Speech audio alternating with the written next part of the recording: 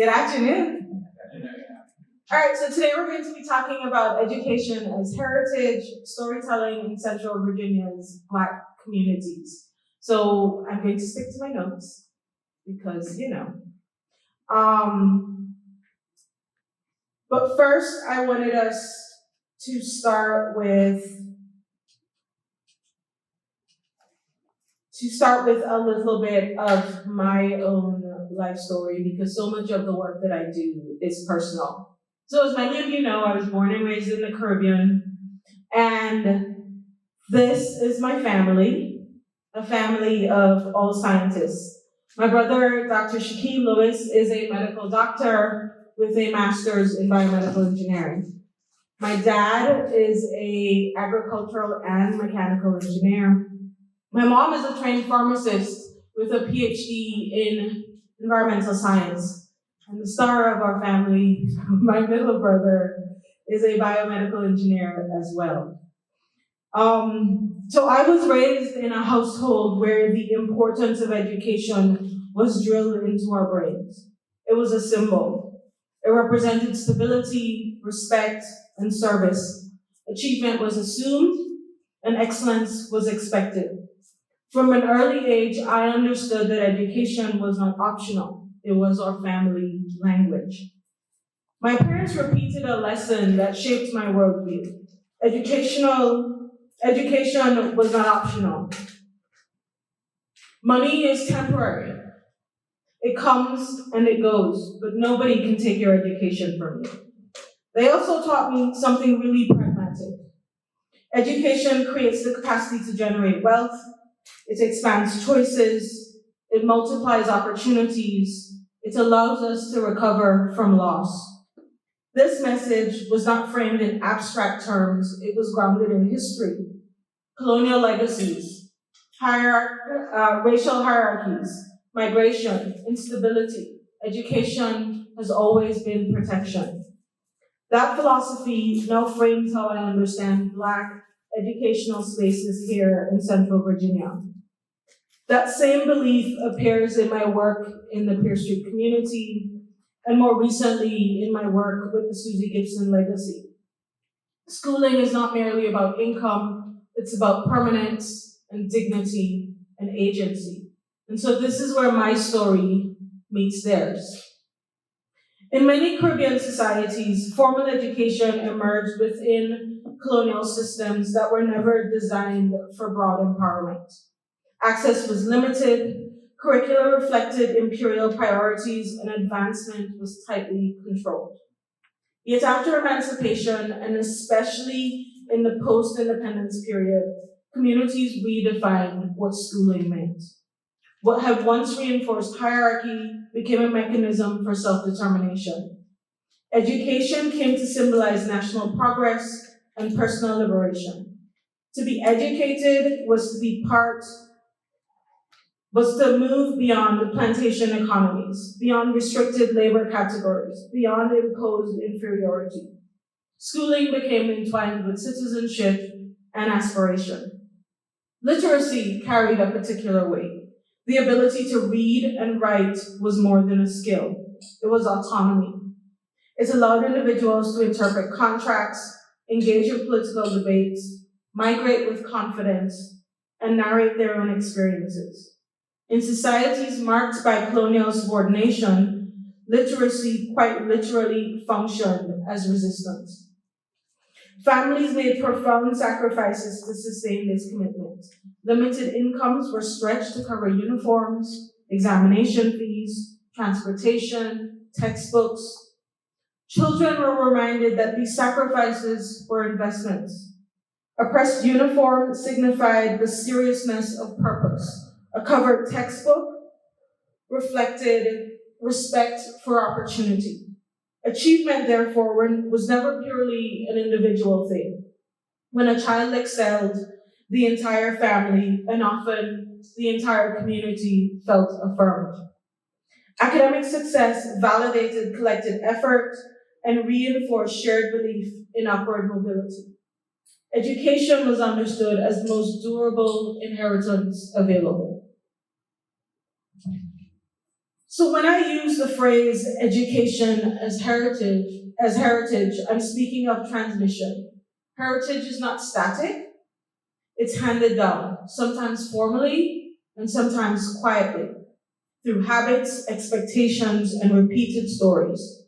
In many Black communities, education becomes one of the primary vehicles of that transmission. A grandmother insisting on neat handwriting, a father reviewing homework after a really long day at work, a teacher demanding excellence, not for grades alone, but for character. These are not isolated acts, they're cultural inheritance. Schools themselves function as cultural archives. Beyond textbooks, they preserve rituals, graduation ceremonies, proms, athletic rivalries, musical performances, yearbooks filled with aspiration. They record names that may not appear in state histories, but remain central to community memory. Neighborhoods operate similarly. Streets, churches, gathering places hold layered stories. They remind residents of collective endurance and shared ambition. Storytelling is essential to this process.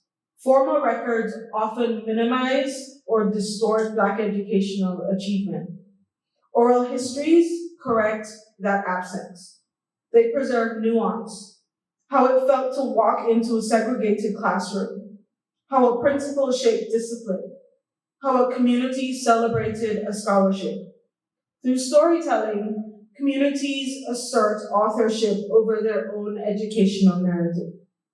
Ultimately, identity forms at the intersection of memory and expectation, and young people learn not only academic context, but who they're supposed to become. They inherit both pride and responsibility. Education in that sense is not simply preparation for the future, it's a continuity with the past. So Virginia in particular operated under a legally enforced dual school system for decades. Black and white students were educated separately, with the separation justified under the doctrine of separate but equal. In practice, equality never existed. Black schools frequently received older textbooks, sometimes hand-me-downs discarded by white schools. Facilities were often smaller, aging, or poorly maintained. Transportation routes were longer and less reliable. Access to laboratories, libraries, and specialized courses was often restricted. These disparities were not accidental, they were structural. Funding formulas, political leadership, and local resistance to integration all reinforced inequality. The system was designed to limit opportunity. Yet this is only part of the story. Within those constraints, Black communities built institutions marked by discipline, rigor, and pride. Many Black educators held advanced degrees and carried a deep sense of mission. Teaching was not simply employment, it was leadership. Parents reinforced academic seriousness at home. Churches and civic organizations organized fundraisers, supplied materials, and celebrated achievement publicly. Students were taught that their performance related not only to themselves, but on their entire community. It's critical not to romanticize segregation.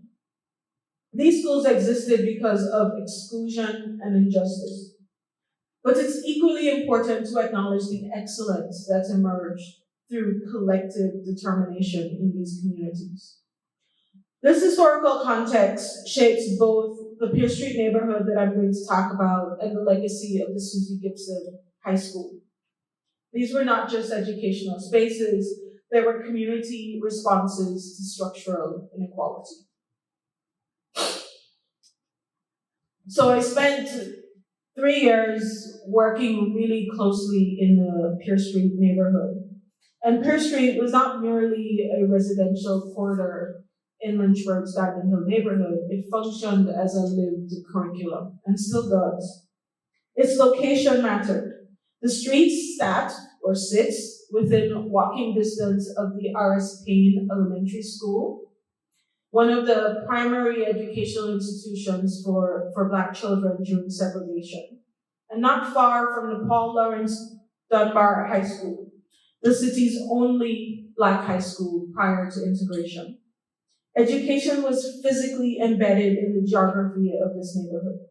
Children walked to school together, teachers often lived nearby, and school and home were and are interconnected spaces.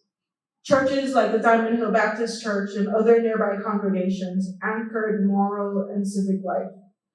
Ministers reinforced the importance of literacy from the pulpit.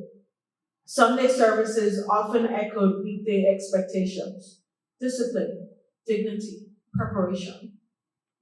Pier Street was home to many Black businesses, barbershops, small retail establishments, service providers, all molded by entrepreneurship.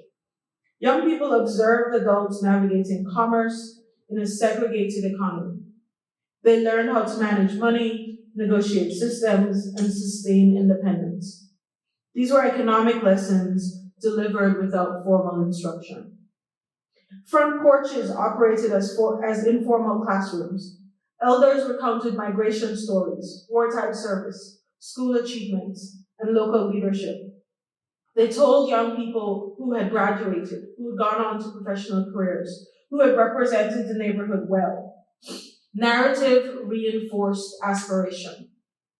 Collective accountability was central. Any adult on the streets could correct a child.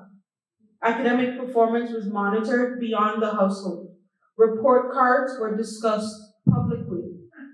Success reflected positively on the entire neighborhood, as did missteps. This dense network of institutions, schools, churches, businesses, homes, produced an ecosystem of learning. Pier Street demonstrates that education extended far beyond classroom walls. It was communal, constant, and deeply intentional. The neighborhood affirmed a powerful discipline. Your education does not belong to you, it belongs to all of us. So before moving on, I want to pause and acknowledge something really important about this work. So over the past 3 years, I've been doing a lot of work collecting oral histories and having conversations with people who grew up in these communities. And these interviews have been incredibly meaningful because they allow the stories of these neighborhoods to be told by the people who lived in them. And one of those voices is Hermana Hendricks. So Mrs. Hendricks grew up in the Pier Street neighborhood, and long before I began thinking about this project, she introduced me to this neighborhood in a really personal way. When I was a student at Randolph-Macon Women's College, she was one of my favorite professors. I worked for her for 3 of my 4 years on campus. And through her, I first learned about Pier Street, not as a research project, but as a lived community. I remember going to her dad's house for family dinners in the corner of Pierce and 14th, and sitting at the table and listening to stories about the neighborhood. I began to understand that this was a place that was shaped by deep networks of family, education, and civic leadership. And those experiences have stayed with me. So by incorporating the voices of people like Mrs. Hendricks and others who grew up in the period of deep segregation, we can see education not only as an institution, but as a shared cultural value that shaped identity across generations in a neighborhood. One way to get through this world was get your education, because that can never be taken away from you. Everything else can. If you have your education, you can be successful. So I grew up thinking that. And so, but as a kid, I grew up watching my parents work hard. But I guess we were poor. I didn't know we were poor because we had nice clothes. We didn't, they didn't buy us clothes every week, and they had, all these expensive shoes, and they got the designer. Who knew anything about design? I mean, you were just thankful but they provided for us, and they made sure we had a college education. I started taking piano lessons when I was like age 5 or 6, and my piano is still there today. I get emotional because they work hard for us, and I never forgot that. So to me, Pier Street has always been special.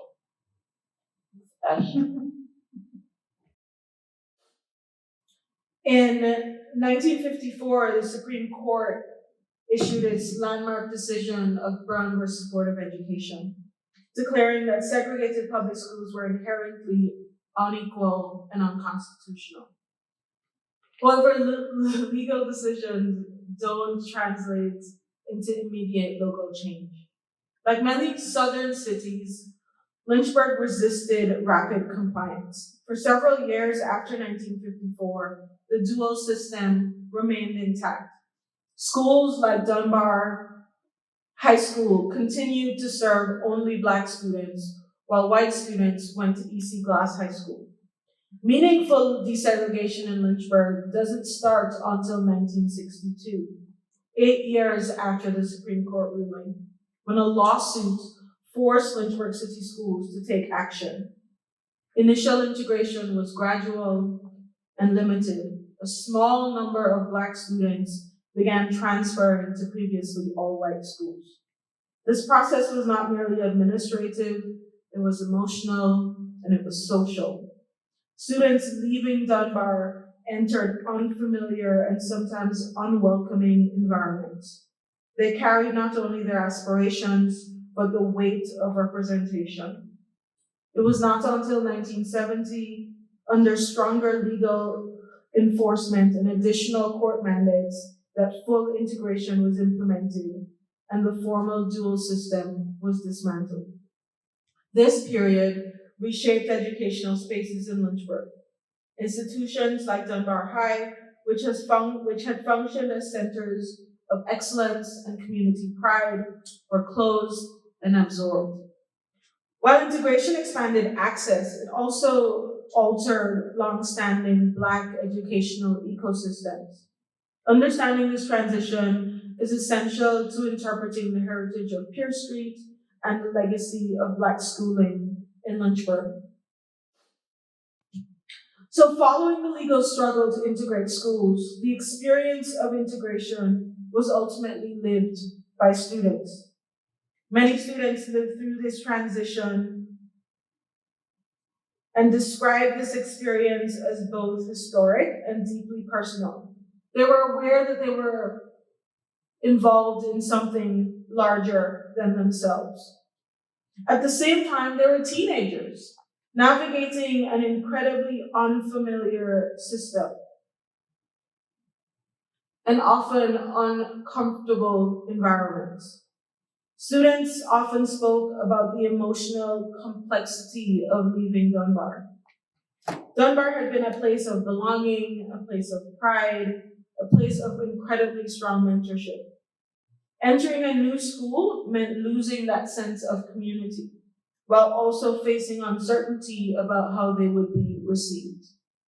Some students recall moments of isolation or tension, while others describe supportive teachers and classmates who helped to ease the transition. What emerges from the stories I've heard on Pier Street is a picture of remarkable resilience. These students carried not only their aspirations, but the expectations of their families and their neighborhoods into these new schools. Their experiences remind me and remind us that integration was not just a policy change. It was a lived transformation that required coverage from young people and from their families. Including their voices allow us to understand how integration was not just a legal milestone, it was a really incredible human story. And I think one that continues to shape how education is molded in Lynchburg today. We weren't forced to go to EC Glass. We were sad that our school was closing, because that was the black school in the neighborhood. And we were sad that our school was closing down. They were gonna tear down the building. And unfortunately, I wasn't here when the building was torn down. I was in college then, but I was sad that the building was torn down and things were misplaced and thrown away and things like that from that building. I never experienced integration in the educational sense because I never sat down in school beside a white Anglo-Saxon Protestant or any member of any race until I was a sophomore in college. But I can remember, when the school was integrated, it was the last year you could, attend Dunbar was 1970. You had a choice of whether you wanted to go, to the quote-unquote white school before then. But after that, you had to go. And so just backing up a little bit, I can remember the sadness among some of my classmates saying they had to go to E.C. Glass High School, because the parents thought that they would be getting a better education out there, which, in my opinion, is not true to this day.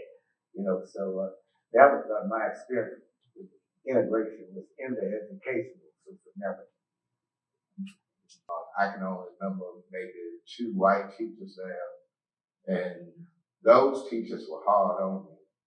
They made sure that you got your lesson.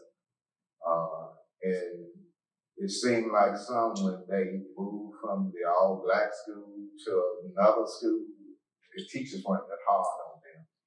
And I'm not sure that they really got the good education that we at Dunbar got when we were there. So recently, I've been working with the Susie Gibson legacy to catalog their stories. So Susie Gibson was the last Black high school to be desegregated in Bedford, much like Dunbar was here in Lynchburg. And Susie Gibson played a similar role in that space. It simply wasn't a place where students attended classes. It functioned as a central institution within the Black community in Bedford. In an era of segregation, schools like Susie Gibson were academic instruction and cultural formation. Schools like Susie Gibson was where places of academic instruction, cultural formation, and community leadership intersected. In speaking, so far I've spoken to 10 alumni from Susie Gibson, and a lot of them talk about their teachers and the impact teachers had on student development. Many educators saw their work as a calling rather than just employment.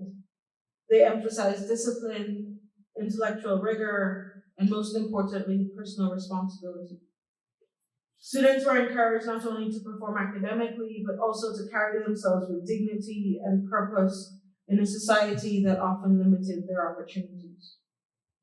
School created spaces for expression and recognition through extracurricular activities. They talk a lot about the extracurricular activities. Music programs, athletic teams, choirs, school bands. All of these things allowed students to demonstrate talent and leadership. These activities were significant because they gave students the opportunities to represent their schools outside of their communities. Success on the field, on the stage, in academic competitions became a source of collective pride. And school events, all school events, including prom, were community gatherings. Families, church leaders, neighbors attended and celebrated student achievements. In this way, school extended beyond the classroom, becoming a social and cultural center. And when integration reshaped educational systems in the 1960s and early 70s, institutions like Susie Gibson were absorbed as well. And so while integration expanded resources and access and opportunities, it also meant in Bedford, it lost a pillar of Black community life. The Susie Gibson legacy is important because what the alumni of this high school are trying to do is that they're trying to make sure that the legacy of its namesake and the legacy of the community they formed there remains alive. They want to talk about the sense of belonging and discipline and aspiration they had within those classrooms. They want to talk about their sense of identity and confidence and responsibility for their community. So I'm still working through my Susie Gibson interviews, but I thought one of the quotes I would highlight was this one. So Clarence Brown graduated before the school was desegregated, I want to say 53 or 54. And he actually became a police captain in New Jersey, from little rural Bedford all the way to New Jersey. And we were talking about how he adjusted to being in New Jersey and working in law enforcement. And he said that despite the differences, he said the foundation he got at Susie Gibson prepared him to compete. And I think what we hear in his quote is similar to so many conversations I'm having with Susie Gibson alumni. It's pride. Not in the conditions of segregation, but in the strength of the education that communities built despite those conditions. It also reinforces a particular theme that comes up when I have these conversations, is that education is preparation for life beyond school.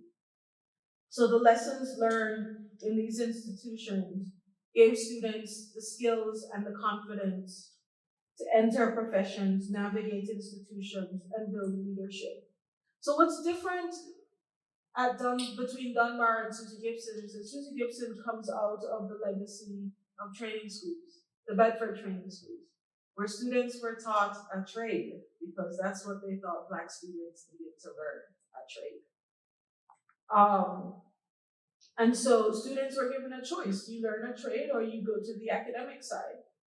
In one of the interviews that I did with this guy named Ivan Green talked about the fact that he spent his first 2 years of high school at Susie Gibson and then gone off to Liberty High School. He said, even though Susie Gibson was built in 1953, 1954, so it was relatively a new school, brand new school.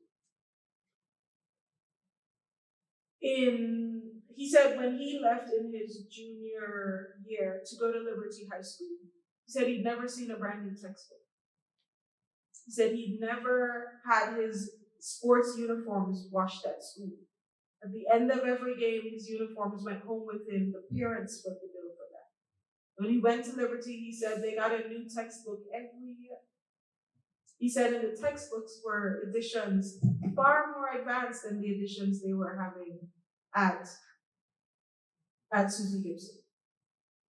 And so you see in these conversations how structural racism gets reinforced even through education. And so I get the sense that Susie Gibson and its legacy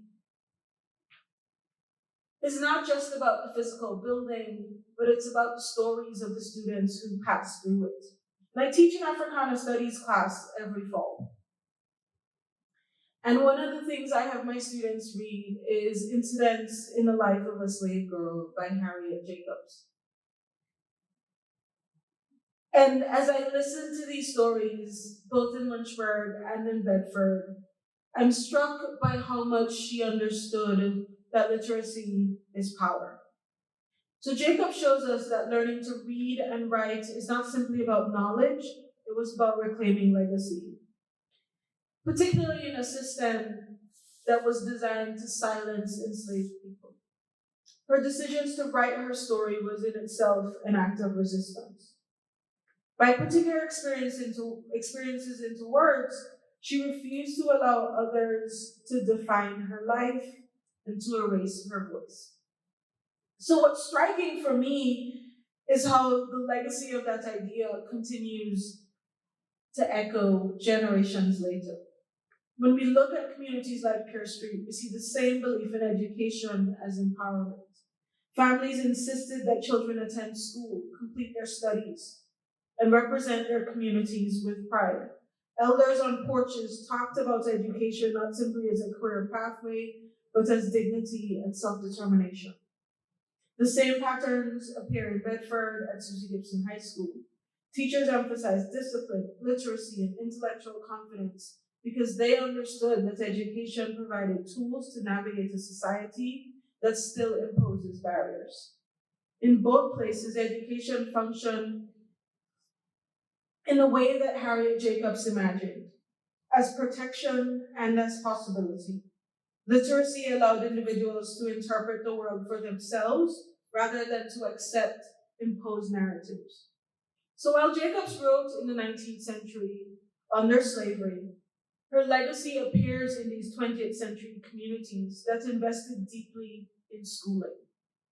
Pier Street families, Dunbar students, Susie Gibson alumni were all continuing a long tradition, using education to interrupt limitation and claim authorship over their futures. So as I have these conversations in these communities, it's apparent that education in marginalized communities has rarely ever been neutral. It's almost always carried deeper meaning and purpose. For communities that have faced exclusion, limited access, or structural inequality, education becomes strategy. It becomes a way to preserve dignity, expand possibility, and shape the future. When I say that education is memory, I mean that schools and educational spaces hold the stories of those who came before, the names in yearbooks, the teachers remembered by alumni, the traditions carried on through generations. All of those become part of a community's historic record. Institutions like Dunbar and Susie Gibson High School are not just buildings, they're repositories of collective memory. Education is also an opportunity. It opens pathways that might otherwise remain closed. Families invest in schooling because they understand that knowledge creates mobility, independence, and the ability to navigate complex systems. This belief appears in my own upbringing in the Caribbean, in communities that prioritize education after colonial rule, in neighborhoods like Pier Street, where education was seen as the clearest path towards advancement. And finally, education is community inheritance. It's something that's passed down. Parents teach their children the importance of learning. Teachers push students to exceed expectations. Elders tell stories of students who succeeded and those who paved the way. In this sense, education becomes something collective rather than individual. And so throughout this talk, we've seen a pattern repeated from my family's emphasis on education in my Caribbean classrooms to the neighborhoods and the schools here in Central Virginia. And so education becomes heritage. And heritage brings responsibility. It asks us not only to benefit from what previous generations built, but to remember it, to document it, and to carry it towards a future so that new generations understand the foundations that they stand upon. That's it.